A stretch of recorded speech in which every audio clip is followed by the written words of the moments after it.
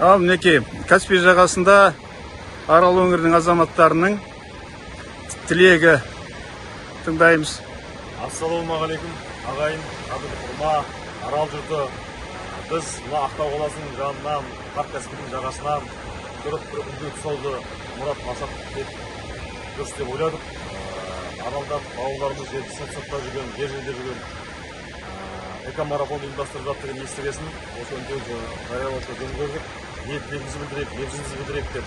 Бұл экомарафонның мақсаты 14-15 мамыр күні 2022 жылы Арал қаласында бас қосып жиналып, сол Аралдың кезектен тумалар, Арал мәселесі толғандырып, сол ғылыми конференция ұйымдастырып, масаттық беріп халықтық деңгейде ұйымдастырып жатқан жайы бар.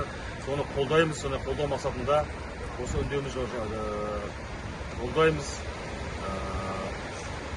Экологиялық апатқа аймақтың Арал аймағындағы көптеген мәселелер бар, қордаланған шешуін және Аралдың экологиялық салған дамбылардың жарылуы алдында тұр.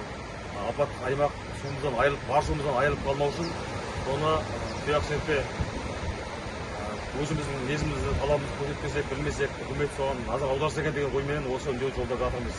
Мен сол экомарафонды қолдаймын. Ассалаумағалейкум, мен Отаралиев Уәлихан.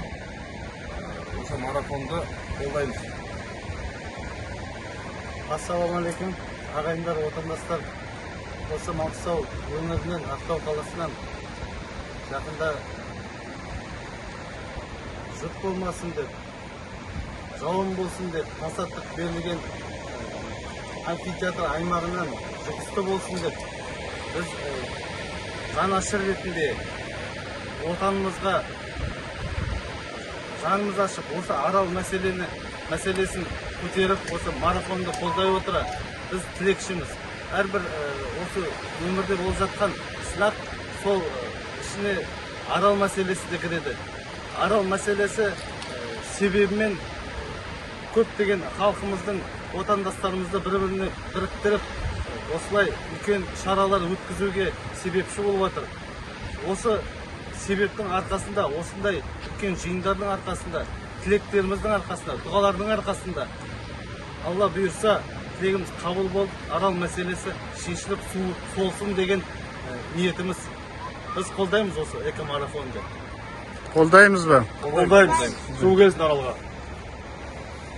Мынау Каспий жағасы айналдырып түсіріп шығамыз. Қолың ала берсең болады, Жантемір өзің ары қарап түсіріп.